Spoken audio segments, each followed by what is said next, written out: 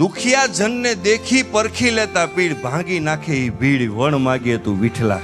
સારો માણસ ને સજ્જન વ્યક્તિ હોય ને, એ કોકની સામે આમાં લાંબો હાથ કરવો પડે તો એનો હાથ બહુ ધ્રુજતો હોય ભાઈ. એ તો સામે દિલવાળો હોય ને, એ ઓળખી લે, ધ્રુજવાનો જ.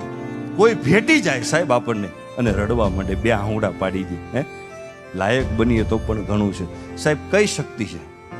તમે શું કયો પાવર? 4 બંદૂકવાળા સાહેબની આજુબાજુમાં છે એ પાવર છે? નહીં, એ પાવર નથી. એના બંગલે કોક બે આહુડા પાડે ને, એ દાંત કાઢતો કાઢતો બહાર નીકળે છે, એનો પાવર છે.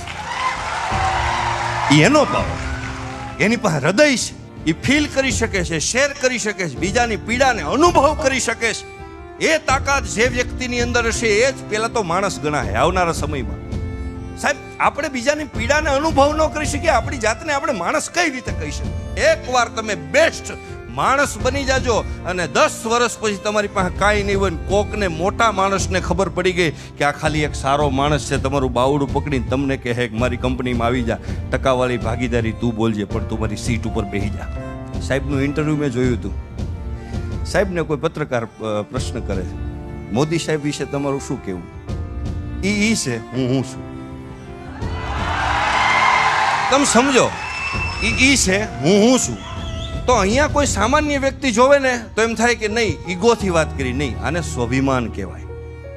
એ સ્વાભિમાન ક્યાં દેખાય? સાંભળો, કે જ્યારે મંત્રી પદની જ્યારે ક્ષણ આવે ત્યારે સાહેબ ઊભા થઈ અને મોદી સાહેબ પાસે જાય છે અને 2 હાથ મોદી સાહેબ પકડી દે છે. જે માણસ બીજાની ક્ષમતાનું સન્માન કરી શકે એ માણસ મોટો છે. પકડી લીધા ના હાથ. આ ક્ષણ મેં જોઈ. સાહેબે નહીં, એ ત્યાં જે સાહેબ બોલ્યા હતા ને, ઈ છે, હું છું. ત્યાં સાહેબે વાત પુરવાર કરી દીધી કે તમે બોલ્યા હતા ને, તમે છો, હું છું, આપણે એકબીજા સરખા છીએ. એ 2 હાથ પકડી લીધા. દિલવાળો માણસ બીજા દિલવાળાને ઓળખી શકે. મુંબઈની અંદર એક ઝુંપડપટ્ટીની બહેન બંગલાના દાદરા ચડી જાય અને હાથમાં વાટકો, અને વાટકો જોઈને કે બેન ઘરે ખાંડ નથી, થોડી ખાંડ મળશે? તમે વિચાર કરો, જેના ઘરે ખાંડ ઘટતી હોય એને ઘરે બધું ઘટતું હોય. એટલે તરત જ ઓલી ખાનદાન બાઈ હતી અંદર ગઈ અને ખાંડનો વાટકો ભરીને ગરીબ મહિલાને આપી. પછી એને ઊંઘ ન આવે. દાતાર માણસ કોને કહેવાય? જેને કેવું ન પડે હો એ ભાઈ તમે આ કામની અંદર કંઈક લખાવજો, એવું કેવું ન પડે. દાતારી ફાટી નીકળે. દિલવાળો માણસ અંદરથી ફાટી જાય, એનાથી રહેવાય નહીં. એને કઈ રિક્વેસ્ટ ન કરવી પડે, કારણ કે દિલ છે એની પાસે. પછી એનું ઊંઘ ન આવે, કારણ કે જેની ઘરે ખાંડ ઘટે એની ઘરે ઘણું બધું ઘટતું હોય. આ ફીલ કરે, દિલ છે ફીલ કરે. પછી ઊંઘ ન આવે. એને એમ થયું કાલ પાછું કંઈક માગવા આવશે, કાલ પાછું કંઈક માગવા આવશે, કંઈક. પણ પેલી ગરીબ બાઈ માગવાનો હોય. પછી તો સાહેબ રહેવાનું નહીં. મુંબઈની બજારમાં એ કરોડપતિની મહિલા નીકળી ગરીબ બેનને ગોતવા માટે. ક્યાં ગઈ? ડગલા માંડે છે, ઝુંપડપટ્ટીની અંદર ઘૂસે છે. ગરીબ બેન રાજી થઈ જાય છે, બેન તમે.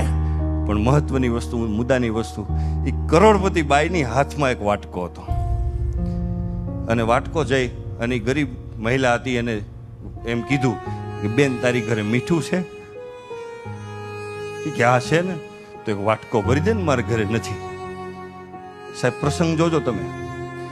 એ મીઠાનો વાટકો લઈ અને પોતાના બંગલાના દાદરા ચડે છે. હિંડોલા ઉપર એનો ધણી બેઠો છે. એ જોવે છે, હાથમાં વાટકો જઈને ધણી ટકોર કરે છે. એટલે તમારો સ્વભાવ સુધરો નહીં.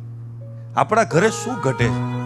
તમારા માગવા નીકળાય ત્યારે સાહેબ એ સ્ત્રીએ જવાબ આપ્યો હતો ને, આ યુવાનોને હૃદયની અંદર ગાંઠ મારી લીધા જેવો જવાબ છે. આ ગુણ જો તમારી મારી અંદર હશે ને સાહેબ, આપણે રાજ કરવાના છે.